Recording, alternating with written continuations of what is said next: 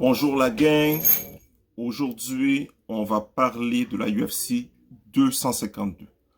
Je sais pas les amis, si vous avez des problèmes de air miles auprès de vos copines. Personnellement, je pense que la carte n'est pas si wow que ça. Mais c'est une carte historique. Pour les vrais fans, les Reals, je crois que ça vaut le déplacement. Parce que nous avons Stipe Miocic qui va affronter Daniel Cormier. On va arrêter de niaiser, on va aller directement à la carte principale. Ok, pourquoi ce combat est intéressant?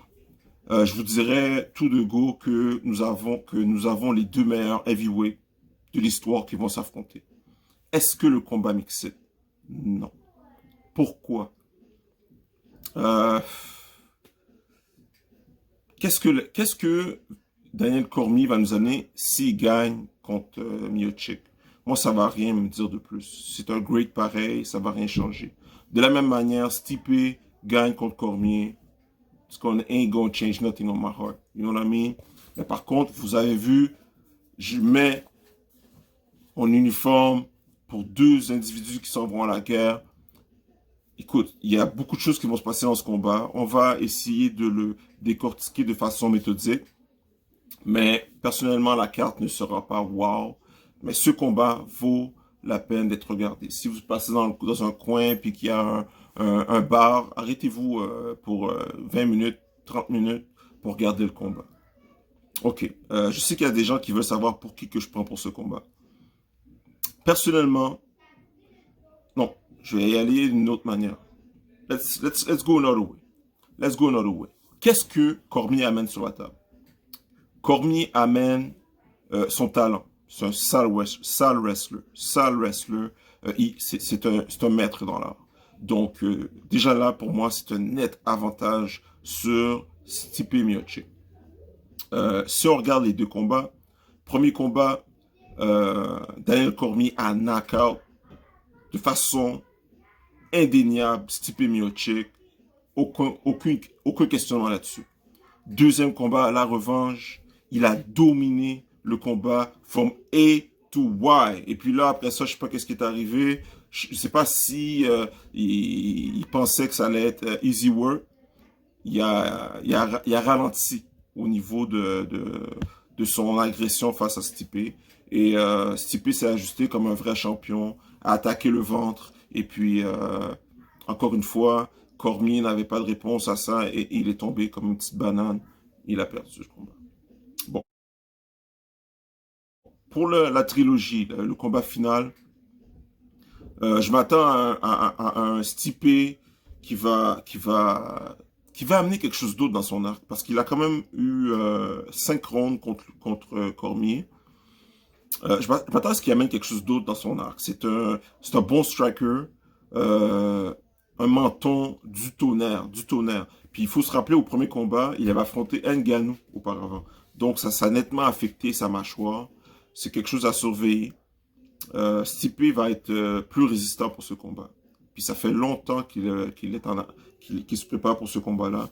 Donc ce ne sera pas un combat facile pour Cormier. Maintenant, qui vous pensez que je crois qui va gagner ce combat? Écoutez bien les amis. Perso, moi je prends Stipe Miocic. Pourquoi? Voilà. Stipe Miocic parce que si pour tous les fans de Rocky, once you got it, once you got the money, once you got the moolah, you don't want to do it no more. You don't have the urge to do it no more. Maintenant, Daniel Cormier, il fait de la télévision, il y a des business, il est partout, partout, partout. Il a niaisé Stipe Miocic au niveau de la revanche. Il l'a fait attendre. Puis j'ai vu que Stipe, ça l'a vraiment affecté. He has something to prove. He wants to make Daniel Cormier pay for that insult. Et puis je sais que tout le monde pense que what's his name, Daniel Cormier va aller to the sunset pour comme son retirement plan. Il va battre Stipe. I don't think that's what's gonna happen.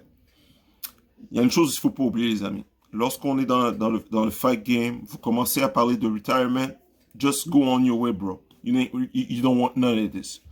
Écoutez, moi, j'y vais avec mon feeling.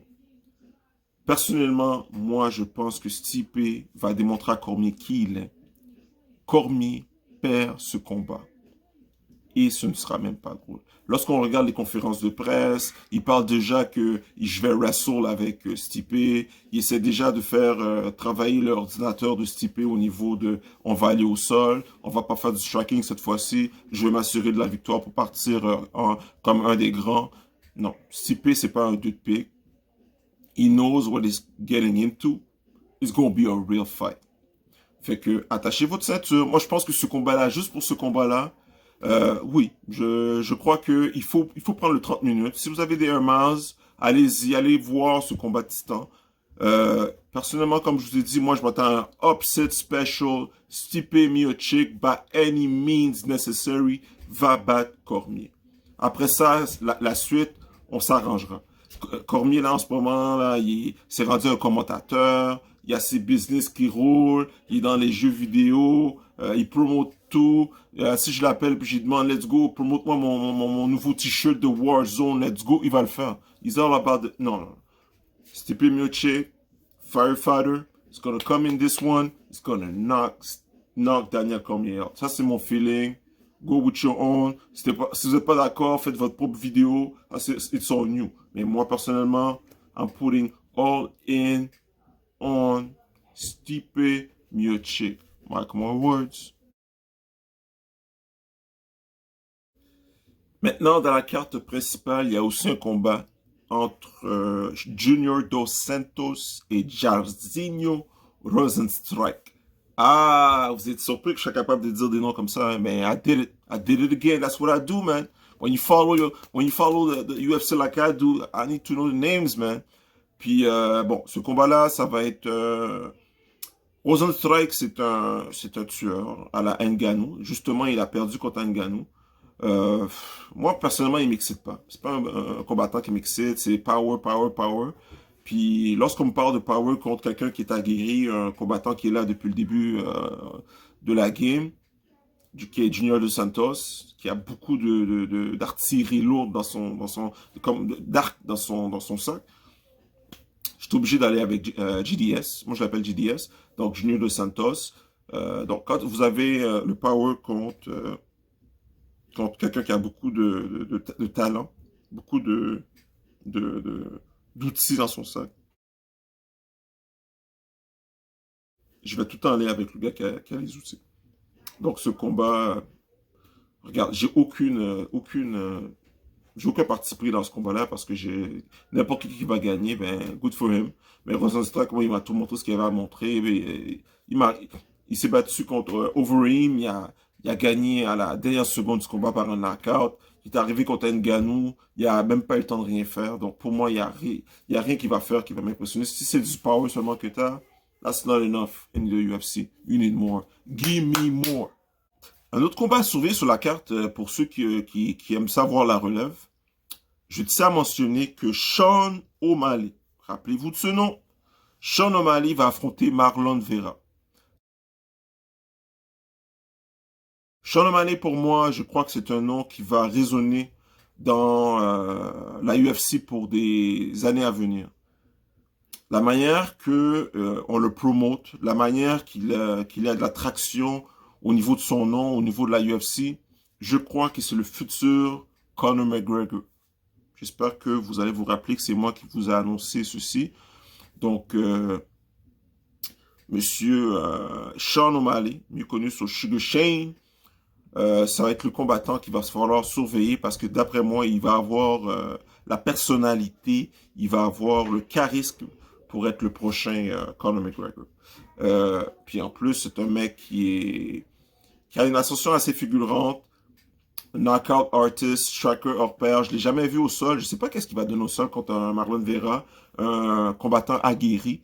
Est-ce qu'il va être capable de sortir un lapin de son sac pour le surprendre, on va voir. Mais moi, je crois que Sean O'Malley, qui est un nom à surveiller encore une fois, je vous le répète, rappelez-vous de ce nom, va faire de la destruction. Je m'attends à un knockout, swift knockout.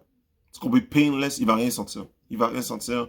Il va se retrouver sur le dos. Et puis, je crois que ce samedi soir, une nouvelle étoile montante dans la UFC et son nom, c'est Sean O'Malley. Alors, si jamais il y a des gens qui s'intéressent à savoir s'il va être capable de faire la job, tune in then, parce que là, vous allez avoir un deuxième combat qui va valoir la peine d'être regardé. Les deux combats qui m'intéressent vraiment, c'est Sean O'Malley. Rappelez-vous de ce nom, Sean O'Malley, par KO, rien de moins. Rien de moins qu'un KO, it's not good enough. Et nous avons Stipe Miocic, upset contre Daniel Cormier. Ma man, Daniel Cormier, je l'ai vu... non, je vois pas comment il va battre Stipe Miocic. Ça, c'est mon opinion personnelle. Même si Cormier, c'est un combattant solide, avec beaucoup d'armes dans son sac et tout. Je m'attends à Cormier qui va